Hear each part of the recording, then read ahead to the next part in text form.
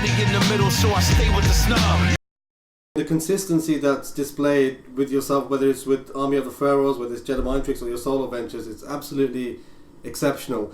And do you feel that part of the reason that this consistency is so apparent is because you stayed true to your roots and Jedi Mind has stayed true to the formula?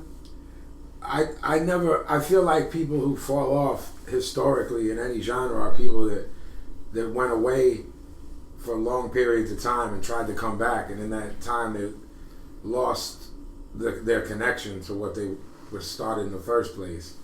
I never allowed that to happen. From our earliest demos, it kept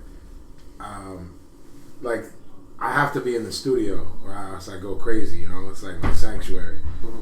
So constantly making music, I think, contributes to consistency and, you know, like staying sharp and, you know, I don't know, man. I just never was like one of those people that felt like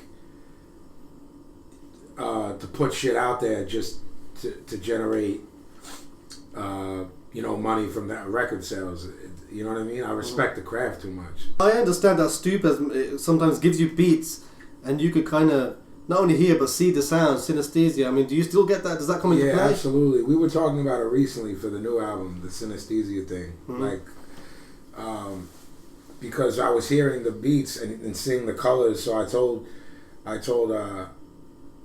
our manager, like, yo, I can already see the colors of this album, so if you want to get an artist start working, I can explain the colors of this album already. I guess it's a small part of the population has that, like less than 1% or something, but mm-hmm. I kind of see music,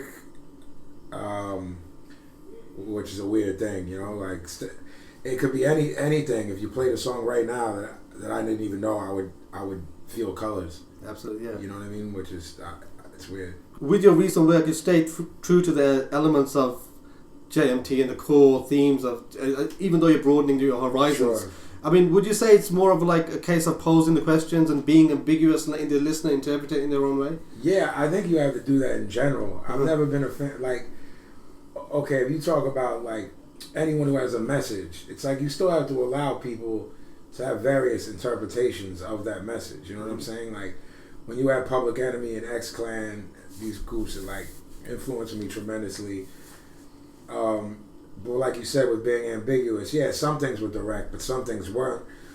Some things were, you know, play on words. Some things were, like you said ambiguous. Mm-hmm.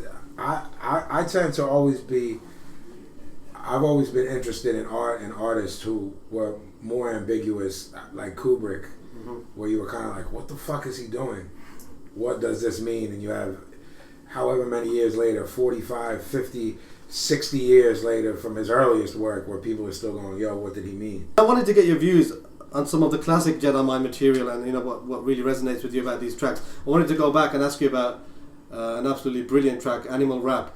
I mean, I know this was formed with somebody that you really admire in Cool G Rap. Yes, sir. You know what I mean? Like, what was it like to know that this one came together and it was so concise and it was just an absolutely exceptional song? How proud are you of this one in particular? I appreciate you saying that.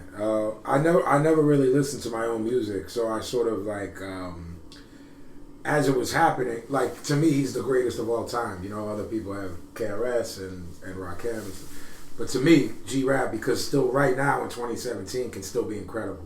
Some of the other greats can't do that. But anyway, to me, the experience leading up to it was as special as the final product, because, you know, that's, for that to come together, I don't know how many people get to work with their favorite artist in their life. It's probably a pretty rare percentage, you know what I mean? So to me, it was like being able to build with him and talk and tell him how he impacted me, and then him telling me like, yo, I feel like you're one of the people carrying the torches.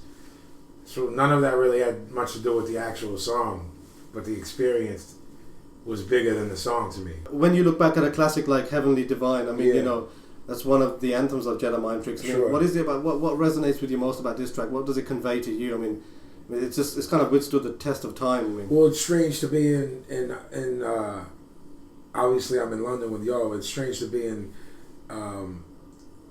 countries where they don't speak the language, and that beat drops and everyone, the whole place goes crazy and they sing the words. it's 99, we're in 2017, so it's, 18-year-old song at this point, which is fucking great. Some of the kids at the show are younger than the song. There's like 15, 16-year-old kids at the song. So it's, again, it's not so much what resonates with me, it's what resonates with them. You know what I mean? And then in turn, it resonates with me that they still care.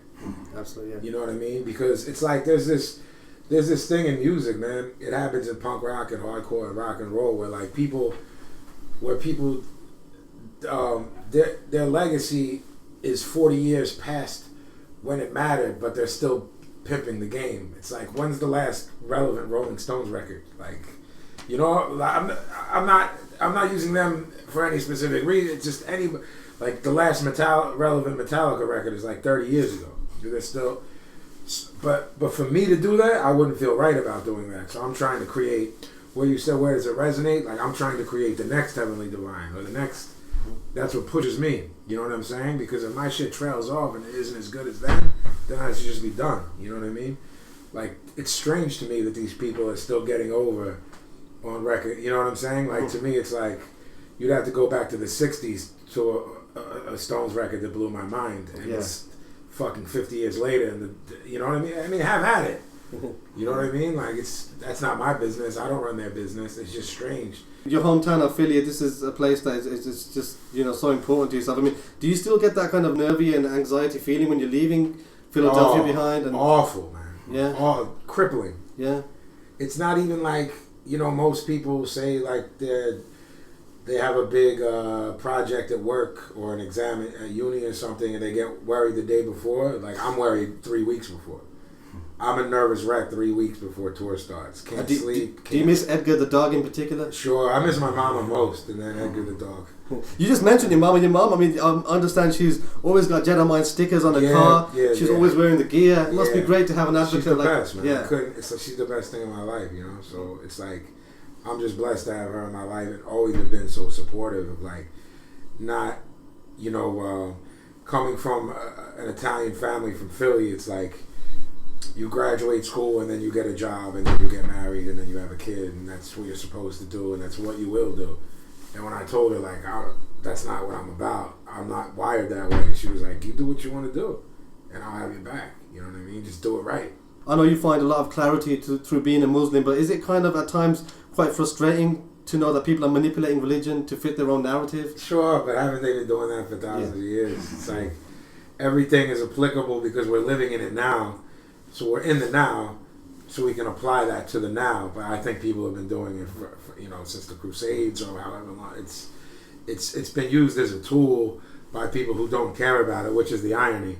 The people who have the most power in these specific, religions or organizations, whatever you want to call them, the people that are most powerful seem to be wielding it most incorrectly. You know what I mean? Like all the Muslim brothers I know, or whether it's Christians or Jews, like. That are on the street are good people, they're hardworking, good people that just care about their family. The people wielding the power are fueling the fire, and then you get the politics involved with it, and you end up with what we're dealing with now, And that brings me to my next question about Twitter and Instagram. Do you still feel that, that's the catch-22 of the information age, these kind of social media? Yeah, of course, man. It's like, the information age has given everyone a voice that shouldn't have one.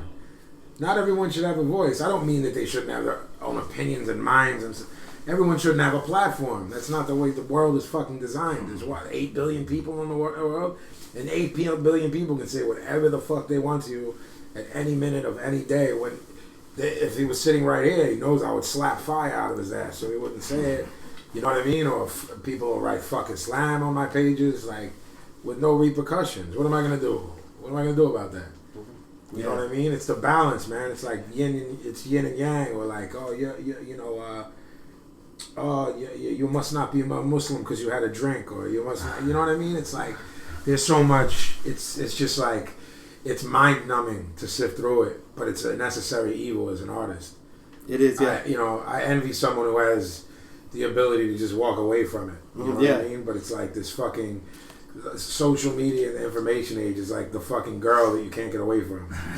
You know what I mean? You know she's bad for you, but you go back. For yourself, boxing is something that means more to you, just as much as music. So I wanted to throw out some current names as well as some legendary names. Sure, man. And I wanted you to give me the first 2 or 3 words that come out of your mind. And here's a few. First of all, Bernard Hopkins. Philly. Triple G, Gennady Golovkin. The God of War. Pernell Whitaker. Sweet Pea. Salvador Sanchez.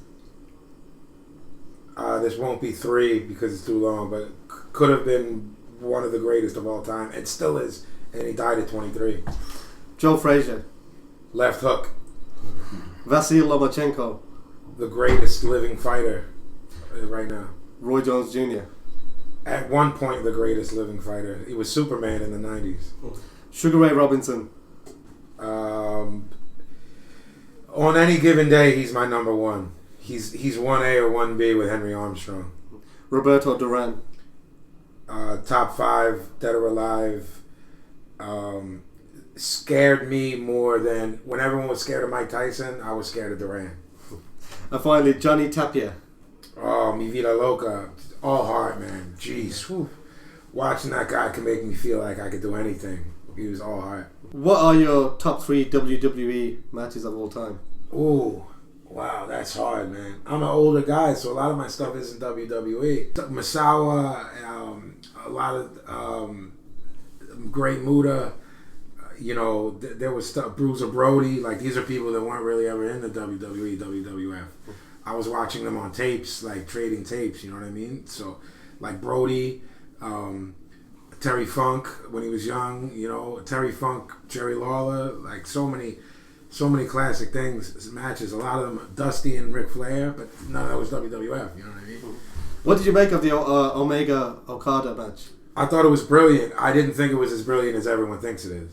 Some people think it's the best match ever. It's not. But yeah, but what happens is, man, it's like when an album drops, right? Everyone goes, "It's the greatest thing ever." And you go, not really. For you, Misawa Kawada, it's for sure. There's just some matches, man. There's like the Japanese death match with Foley and Terry Funk. There's a lot of crazy shit that happened.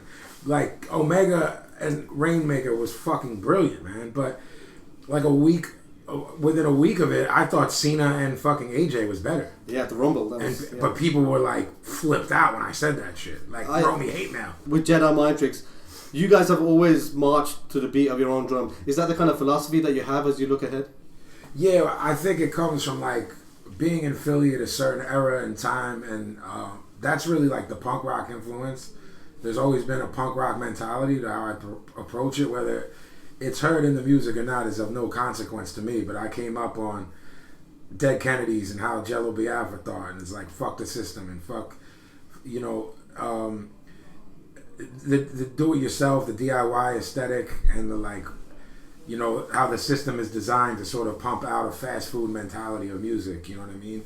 So I'll always be driven by that, and that's why we've been able to do what we've done, because there's been I won't allow myself to be put in positions where you guys eventually have to go, fuck him.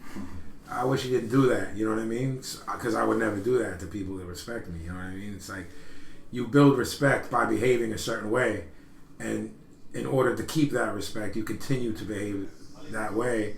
And when you change that and people turn on you, you shouldn't be surprised. You know what I mean? So I'll keep doing what I'm doing as long as you guys keep liking it.